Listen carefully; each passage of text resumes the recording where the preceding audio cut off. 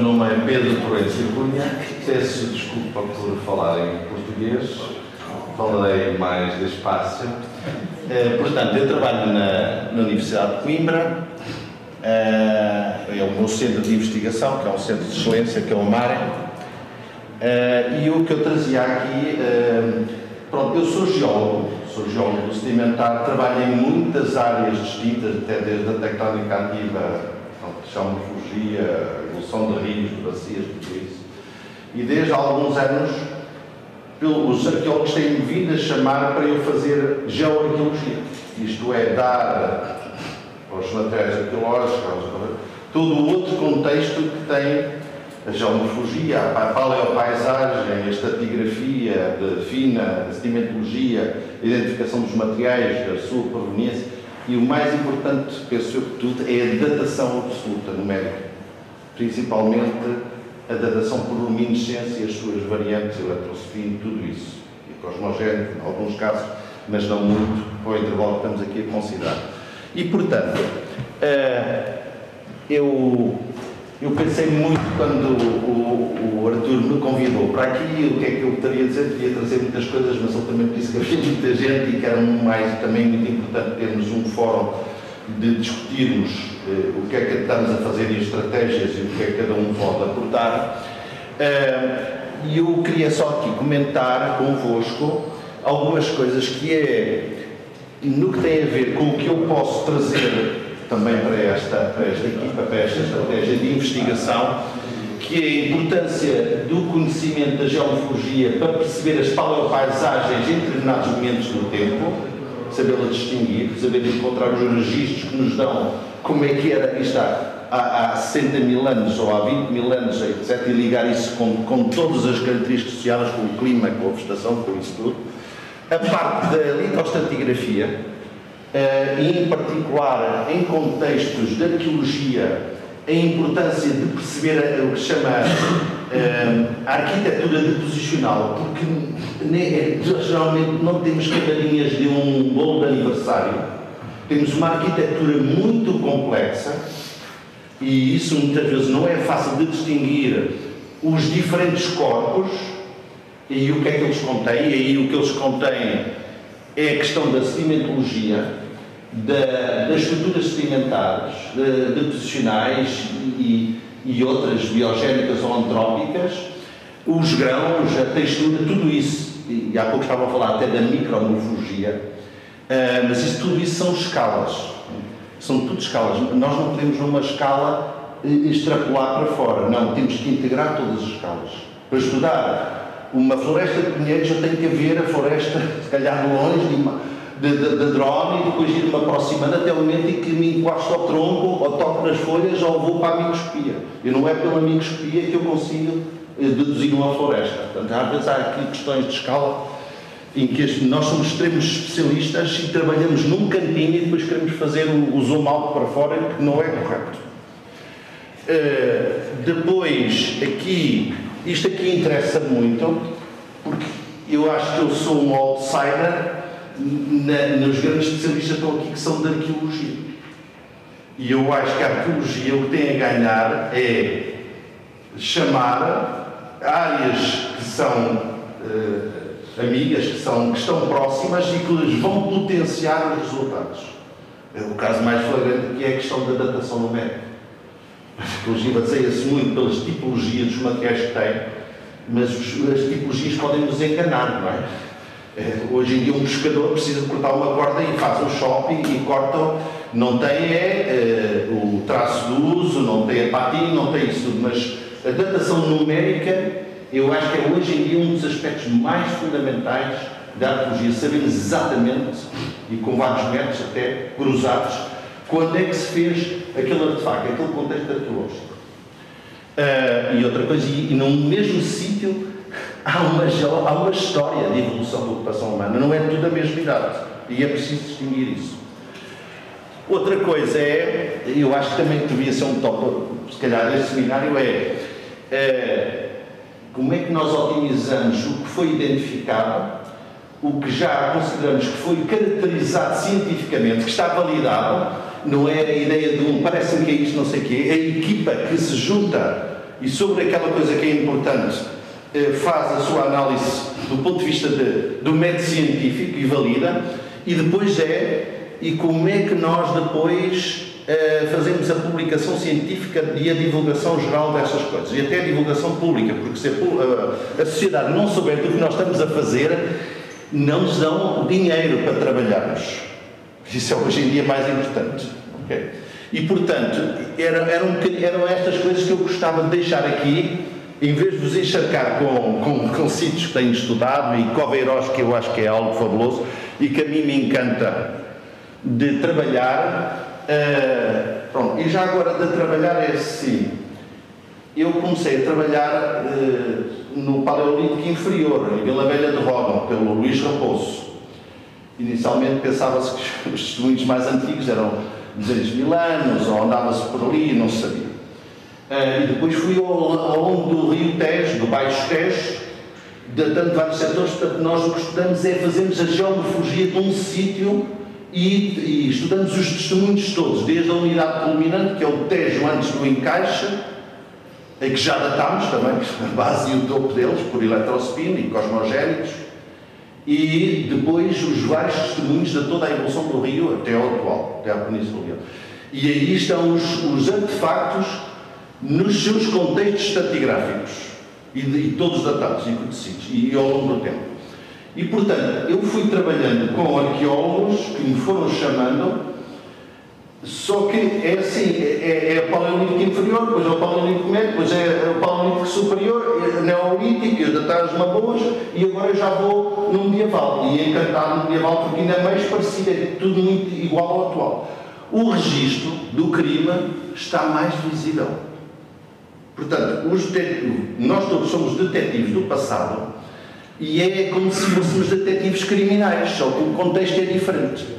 Quanto mais vamos para o passado, mais certos vestígios dos crimes estão apagados. Mais difícil, só que nós trabalhamos numa escala mais grosseira e vemos coisas maiores, crimes maiores. Basicamente é isso. Quanto mais no recente nós vemos crimes maiores e vemos os crimes mais pequeninos, estão lá todos preservados. E é uma questão do detalhe de onde vamos trabalhar. Vamos agora aqui só um bocadinho com o exemplo de Coveiros. Mas antes de ir para Coveiros, reparem, onde é que eu estou? Eu, neste momento, estava ontem a comentar, pensava-se, Espanha, a Tapuerca, tem o registro mais antigo dos seres humanos, 1 milhão de anos, e não sei o que e tal. Portugal, não. Eu já consegui datar, com datação numérica, não está publicado, uma indústria lítica chaulense, e eu consigo datação, já consegui por OSL em Feldespato, datação numérica de 440 mil anos, que é a idade do crânio da Aroeira, no Baixo Tejo. Só que agora já estamos em sítios em que encontramos artefactos in situ no topo da unidade culminante do Rio Tejo, que já datei noutros sítios de 1,8 mil anos. Desculpa, 1,8 milhões de anos. O início e o encaixe da rede hidrográfica. E no primeiro terraço do Tejo, que em alguns outros sítios estamos a datar aí, tem 900 milhões de anos. Portanto, aparentemente, este caráter exótico que tínhamos aqui em Espanha, nós temos também outras áreas. O que acontece é que quanto mais vamos para trás no passado, mais há a raridade dos elementos que podemos encontrar nessas épocas, porque os seres humanos eram muito menos e, portanto, temos menos coisas. Agora vamos a Coveiros. Coveiros, como uma gruta que tem enchimento sedimentar, o seu enchimento é um enchimento que não é de fatias de bolo, não é? Portanto, são geometrias, umas delas acunhadas, outras mais camufladas. Isso tem a ver com o seu modelo sedimentar. É óbvio, se temos uma camada que tem a ver com a entrada de loess, de areias muito finas, ele tem uma geometria da entrada pela boca, pela abertura, e depois tem o caminhar lá dentro. E depois tem a queda dos clastros por crioplastia das paredes, e temos isso tudo. Portanto, uma das coisas que tem importantes numa gruta, e em Coveiros está muito bem feito, é ao escavar uma clara identificação da arquitetura deposicional e das unidades que estão cá dentro. E dentro do que se escavou, depois identificar o que é que são ossos ou o que é que são clastos, e se estão arredondados, e se são humanos, têm um manuseio, tudo isso, do que eu vi, eu adorei estar a trabalhar. Já estive em Coveirós 2 campanhas. Adorei estar lá e espero lá voltar. Inclusive para irmos à parte inferior. Desculpa.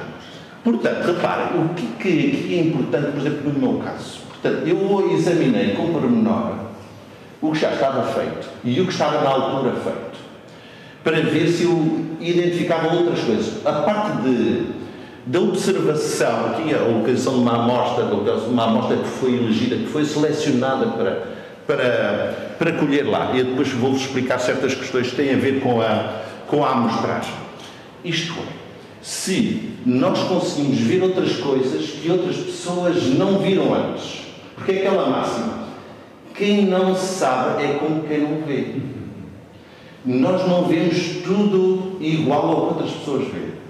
Porque tem a ver com o conhecimento e tem a ver com as competências de cada pessoa. Por isso é que é importantíssimo trabalhar em equipas de várias pessoas, com várias experiências, com várias competências. É muito importante. E não ser autista. O que é que aqui está com a questão, o que é que são os números, os círculos que estão aqui, destes círculos numerados? Numa campanha, portanto, Coveirós já tinha algumas datações anteriores, umas até ainda feitas por termoluminescência. Termoluminescência já é o obsoleto da luminescência, não falem nisso agora, portanto agora faz tudo por OSL. Outras são carbono 14. Sim, o carbono 14, porque eles têm alguns problemas, como sabem, há raízes, há retoma de materiais mais antigos, há certas questões com a quantidade, mas nestes contextos o carbono 14 realmente funciona muito bem. Não devemos funcionar só com ele, devemos também funcionar com a luminescência, com a datação por luminescência. Qual é o problema aqui da luminescência? São duas questões. Primeiro, tem que se garantir que os grãos que estamos a mostrar que foram bem expostos à luz, porque senão não é um vaso. Pronto, vamos imaginar que isto é um vaso. Este vaso eu vou pô-lo num sítio com água, que está a descarregar água de um grifo. Vou pô-lo aqui. Esteve lá, retirei. Eu posso medir a quantidade de água que está neste vaso. Isto é a dose. E se eu quiser saber há quanto tempo eu estive a encher o vaso, eu vou dividir pelo caudal do grifo. E eu assim sei. Mas o copo tem que estar vazio no início, porque já estava cheio. Eu vou subestimar o tempo. Está certo? Portanto, esse é o problema, muitas vezes em covas, que nós vamos colher amostras com grãos que já têm uma energia residual acumulada e vamos dar a umidade mais antiga. Por exemplo. Portanto, se eu for ver que há aqui areias eólicas que vieram de fora, bem expostas e que entraram para dentro, estas são ótimas para datar. Outro aspecto é o caudal, a dose de radiação ambiental. Ela tem que se garantir que foi constante ao longo do tempo, que não houve alterações diagenéticas, mas que também eu a posso medir bem. Para isso, o entorno da amostra tem que ser homogéneo. Não pode haver muitas anisotropias, muitos materiais diferentes. Porque se eu tiver um canto de quartzite, ele vai dar baixa dose. Se eu tiver um canto com argilas, vai dar alta dose. E é por isso que elegir muito bem, foi muito difícil elegirmos os sítios para fazermos este mostreio.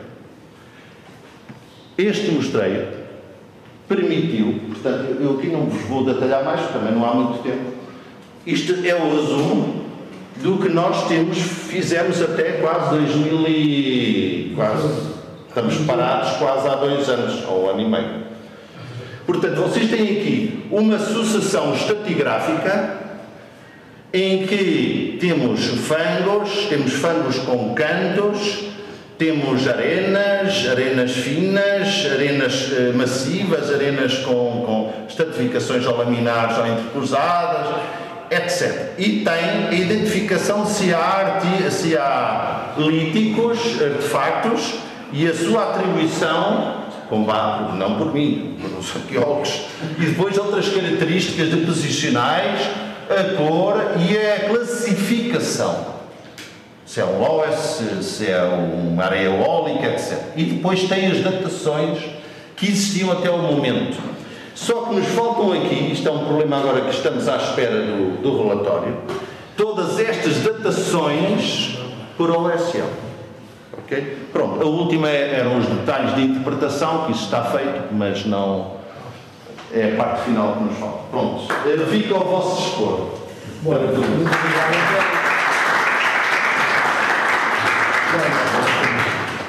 E agora, seguindo coa caracterización, imos con moito retraso, sinto, pero problemas técnicos non dan. No, por aquí. Para seguir coa caracterización paleoclimática da zona, Augusto vai nos falar dos traballos que fai sobre as aproximacións paleoclimáticas de paleotemperaturas a través dos registros da Serra Oriental. Bueno, eu solamente 3-4 minutos para poder seguir. Espera este aquí. Bueno, o que vos decía, esta é a escala que fixéramos con Pedro, Arturo, Alicia e compañía, de toda que é a secuencia de Cobeirós. Eu vou me fixar en varias cousas. Solamente en un par de cousas. Se vos fixades aquí, neste nivel, que é o nivel que nos dá máis ou menos de 40.000 hasta 88.000, 88.000, fixadamos ese dato que ahora vou explicar unha cousa máis adiante. O sea que temos este momento en donde o que se ve na secuencia sedimentaria é que hai un maior grosor dos materiais. Vamos ver por qué. E depois outro momento importante que é este de aquí, en donde están todas estas camadas de material areoso, que é moi interesante. Temos dous instantes aquí que nos marcan moi ben o que é o ambiente paleoclimático da zona. Cando traballamos todo o tema glaciar en todo o noroeste, que se plasma na zona de Cobeirós, no Queixadoiro, que algo xa coñecedes, porque fuiste a esta ali, que está moi cerquiña de Castela, pois vese a nivel xeral que hai dúas fases moi claras. Unha é o máximo avance glaciar, que todo está cheo de xeo, que está en torno a máis de 40.000 anos, e que hai algúns datos interesantes de datacións que vou falar agora. E depois hai outro momento de máximo glaciar, que é moito máis frío, que farán uns 20.000 anos, con cual coinciden estas dúas fases que veíamos aquí. Aquela que veíamos en donde hai estas camadas máis groseiras, e esta en donde coinciden que hai materiales de tipo eólico. Ben, se realizamos as datacións que existen, que hai moi pouquiñas, temos as datacións do traballo que lideraba eu en Trevinca, na zona de Pías, que están tomadas en unha zona de un zona proglaciar, en un lago proglaciar, con moito cuarzo, cual as datacións son casi perfectas, vedes que se sitúan en torno a entre 27 e 31.000 anos, que coinciden con datacións que temos na costa, na zona sobre todo de Cabo Silla e da Guarda, e que coincide cunha fase xa non moi fría, senón de fusión, de moita fusión. Por iso hai tanto material, por iso hai tanta agua, tanta arrollada na zona da costa sur, e este lago proglaciar na zona de Pías. Ben, depois vemos nas últimas datacións recentes, aquí poña a tese doutoral en preparación, ou esta tese doutoral que se vai defender por Benjamín en Oviedo a semana que ven, en donde temos as datacións de courelas, cosmogénicas. Estas son de OSL, estas son cosmogénicas. Fixademos como temos aquí de novo datacións de 23, 18, hasta bueno.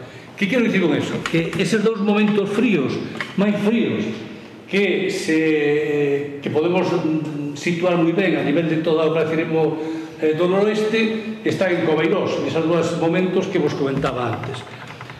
Bien, entonces, a partir dos datos non glaciares e dos datos periglaciares, ou seja, porque non está no tema, materiales que son de nubes estratificados de ladeira, que podemos datar un traballo que fizemos con Pedro, xa fai anos, que nos daba máis de 40.000 anos, e a partir dos depósitos de materiales de tipo glaciar rocoso, campos de bloques, penedos moi grandes, que non podemos datar, pero que podemos situar climáticamente, porque sabemos as condicións de formación que temos. Temos que en Galicia toda esta fase de procesos estratificados de ladeira de máis de 40.000 anos que coincide con esa fase fría e máis húmeda que aparece en Cobeirós, aí en torno a 40.000 e máis, sería plasmado en los estratificados de ladeira.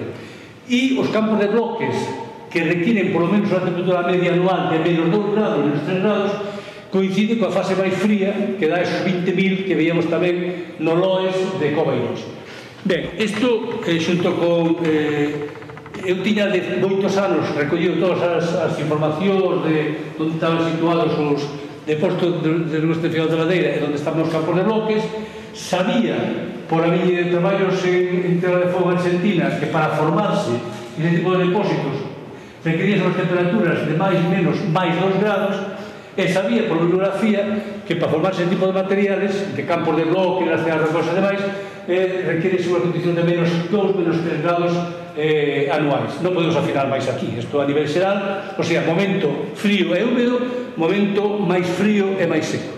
Iso explica moita neve, moita dinámica a nivel sedimentario, e aquí implica o famoso Loes de toda Europa que se mete na Cobeirós nese nivel que temos aí. Bueno, a partir de aquí con Ala Viana, que en este momento empezou a traballar comigo, está de postdoc en Alemania, pero que xa en Alcalá en SIS, podemos reconstruir as paleotemperaturas de dos momentos clave. O momento de máximo avance glaciar, máis de 40.000, e o momento máis frío, de máximo glaciar, máis frío, en torno a 20.000, non? Que no caso de Cobeirós, xe te lo enseño antes de pasada Arturo, aí está Cobeirós, fixademos que as temperaturas son distintas, pero temperaturas que no caso de Cobeirós se poden situar a 2, 3 grados de media anual no momento frío e húmedo, e se van a corresponder, fixado hasta Cobeirós, a temperaturas de menos 2, menos 3 ou menos 4 grados de temperatura media anual. Bueno, isto que podemos sacar con moi poucos datos, pero que pode ser interesante para poder entender o que é o ambiente paleoclimático da Cobeirós. Termino.